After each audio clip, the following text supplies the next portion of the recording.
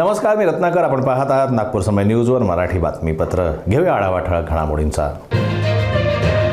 जालना शहरातील भोकरदन नाका परिसरातनं चोरीची एक धक्कादायक घटना समोर आली आहे. या परिसरातील 2 दुकानांमध्ये चोरट्याने सेंध मारत सुमारे 33,000 रुपयांचा मुद्देमाल लंपास केला आहे. आणि विशेष म्हणजे ही घटना भोकरदन नाका पोलीस चौकीपासून हाकेच्या अंतरावर घडली असून संपूर्ण चोरी CCTV कॅमेऱ्यामध्ये कैद झाली आहे. चोरटे दुकानाचं शटर उचलून आत शिरताना स्पष्टपणे दिसून येत आहेत. दरम्यान संबंधित व्यापाऱ्यांनी दिलेल्या तक्रारीवरून सदर बाजार पोलीस ठाण्यात अज्ञात चोरांविरुद्ध गुन्हा दाखल करण्यात आला आणि पोलिसांनी या दरम्यान तपास सुरू केला आहे.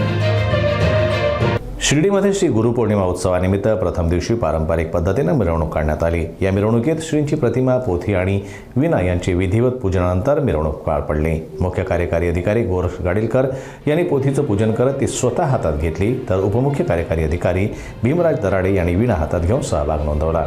साई आश्रम भक्ती निवासचे प्रमुख अधीक्षक विजय वाणी आणि प्रमुख उपवैद्यकीय संचालक डॉक्टर प्रीतम वडगावे यांनी श्रींच्या प्रतिमेला हातात घेत भक्तिभावाने मिरवणुकीत सहभाग घेतला.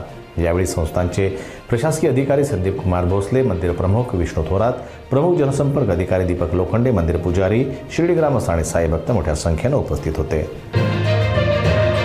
कल्याण डोंबिवली महानगरपालिका हद्दीत साथीच्या रोगांमध्ये वाढ होत असून मे महिन्यात आतापर्यंत डेंग्यूचे 35 रुग्ण आढळून आलेले आहेत. KDMCच्या मुख्य वैद्यकीय अधिकारी डॉक्टर दीपा शुक्ला यांनी या संदर्भात माहिती दिली आहे. त्यांनी सांगितलं की संशयित रुग्णांचे सॅम्पल घेऊन ठाण्यात ELISA चाचणी केली जाते. जून महिन्यात मलेरियाचे 41 रुग्ण तर जुलै महिन्यात 18 रुग्ण आढळून आलेले आहेत. साथीच्या आजारांचा काळ लक्षात घेता आरोग्य विभागानं आधीपासूनच तयारी केली आहे. खासगी दवाखाने, लॅब आणि रुग्णालयांकडून दररोज रुग्णांची माहिती गोळा केली जात आहे. गृहनिर्माण सोसायट्यांच्या अध्यक्षांशी संपर्क साधून डॉक्टर त्या भागात नियमित निरीक्षण करतात. कुठलाही रुग्ण सापडल्यास त्या ठिकाणी तत्काळ तपासणी, फवारणी आणि जनजागृती करण्यात येते. 1 दिवस कोरडा दिवस पाळण्याचं आवाहनही नागरिकांना करण्यात आलेलं आहे.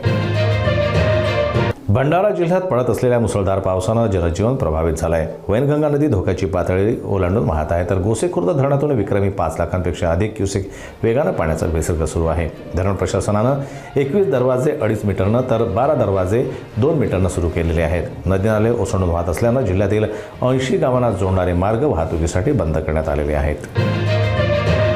वर्धा जिल्ह्यात अंमली पदार्थाच्या विक्रीनं सामान्य जनतेवर, विशेषतः तरुण पिढीवर वाईट परिणाम होत असल्याच्या पार्श्वभूमीवर वर्धा पोलीस अधीक्षक श्री अनुराग जैन यांच्या मार्गदर्शनाखाली विशेष मोहीम राबवण्यात आली आहे.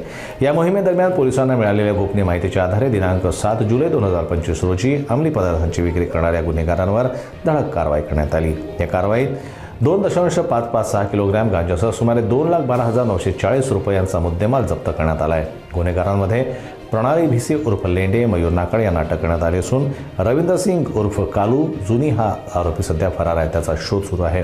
या प्रकरणी रामनगर पोलीस ठाण्यात NDPS कायद्याअंतर्गत गुन्हा नोंद करण्यात आला आहे. या विशेष मोहिमेदरम्यान आतापर्यंत एकूण 19 आरोपींवर कारवाई करण्यात आली असून एकूण 28 किलो गांजा आणि 14 लाखांहून अधिक किमतीचा मुद्देमाल जप्त करण्यात आला आहे. वर्धा पोलीस अधीक्षकांनी नागरिकांना आवाहन केले की अंमली पदार्थाच्या विक्रीविषयी माहिती असल्यास ती पोलिसांना द्यावी, जेणेकरून माहिती देणाऱ्याचं नाव गोपनीय ठेवण्यात जाईल आणि तात्काळ कारवाई केली जाईल. आजच्या या मराठी बातमीपत्रामध्ये इतकंच. अधिक बातम्यांकरता बघत रहा नागपूर समय न्यूज. नमस्कार.